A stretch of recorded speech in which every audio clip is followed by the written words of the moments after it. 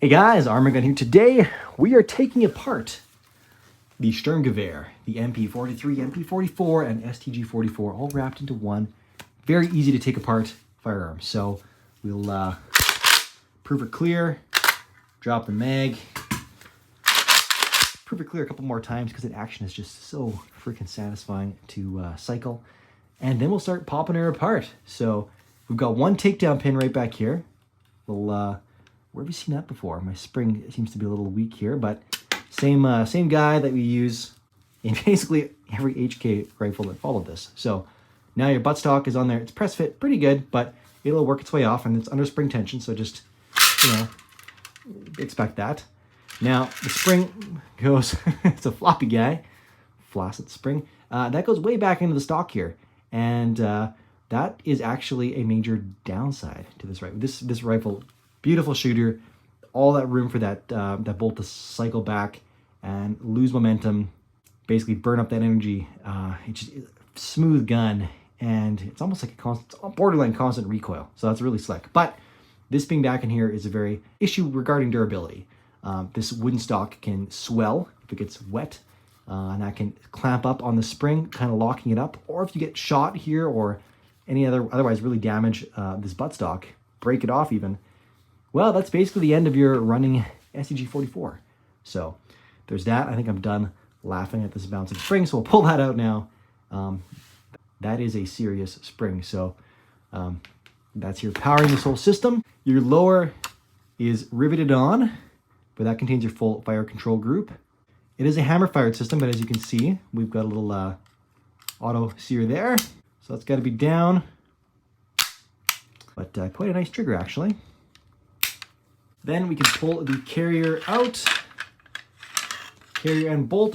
Look how simple this is. We'll do a flyover of all the parts in a bit here. That's the system, long recoil. So where did you see that, you know, a few years later? AK-47. But this is so simple. It's basically a little tilting bolt thing.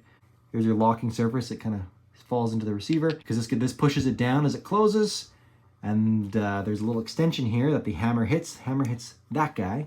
That boops on out, which smacks the firing pin back here, which boops the primer, and that's when she goes bang. So that's how the system works. Then the bullet passes down the gas block, gas is bled off, impinges upon this piston, and cycles her back. This cycles back and basically grabs those ears, which draws this up, and then the whole thing cycles back. So that's how the action works. It's very simple, very slick.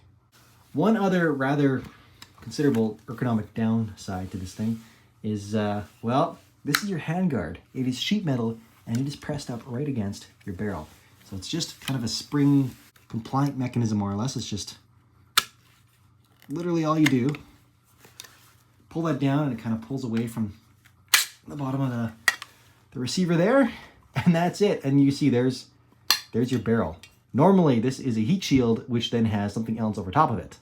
In this case, you're grabbing the heat shield, essentially. So, glove up if you're planning on doing anything more than maybe a mag.